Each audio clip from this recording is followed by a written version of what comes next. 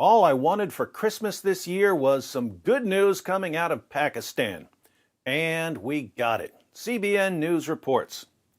A Christian man in Pakistan has been acquitted of blasphemy and released from prison after serving 10 years of a life sentence. International Christian Concern, ICC, reports the Lahore High Court has acquitted Imran Ghaffar Masih, a Christian sentenced to life in prison under Pakistan's blasphemy laws.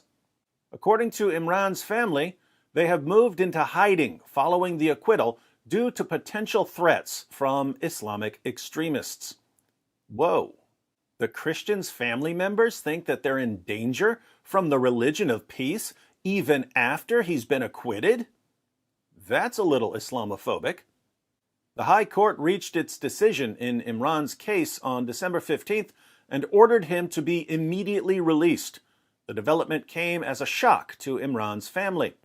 It is a day of resurrection for us, Naveed Masih, Imran's brother, told ICC.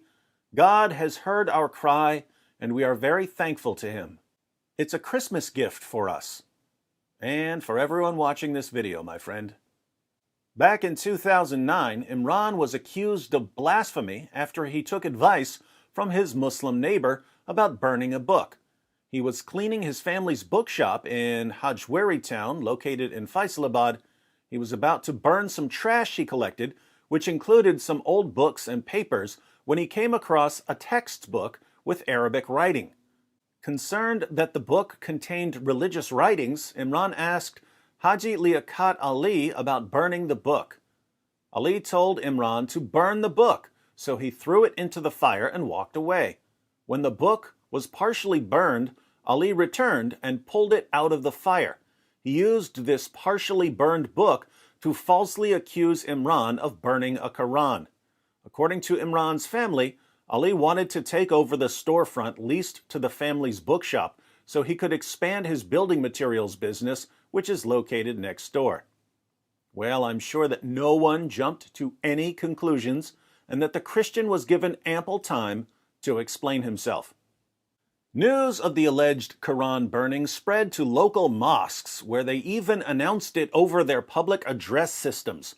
A large mob of approximately 400 Muslims came to Imran's home, where they attacked him, his brother, and his father. Local police arrived on the scene and took Imran into custody. Meanwhile, a mob of 1,000 Muslims reportedly gathered outside the police station and chanted, "Hang him who disgraces the Holy Quran. Christians are dogs. Imran is a dog."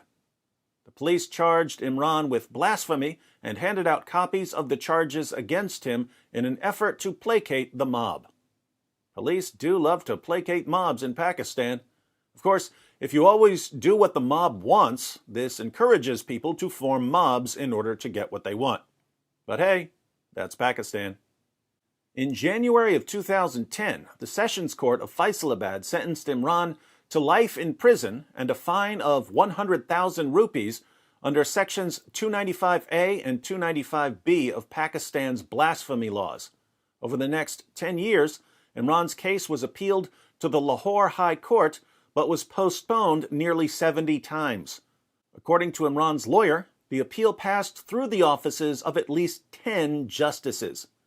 In Pakistan, false accusations of blasphemy are common and often motivated by personal vendettas or religious hatred. Currently, at least 24 Christians are imprisoned on blasphemy charges in Pakistan. So here's how justice works in Pakistan. If any Christian even slightly annoys any Muslim in any way, the Muslim can just start yelling, "Hey, this Christian just insulted the Prophet. This Christian just insulted the Quran." Then a mob will form and attack the Christian and his family.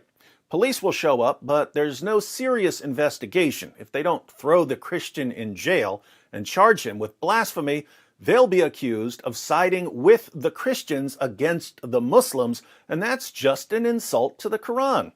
Allah declares in Surah 3, verse 110 of the Quran, that Muslims are the best of peoples ever raised up for mankind.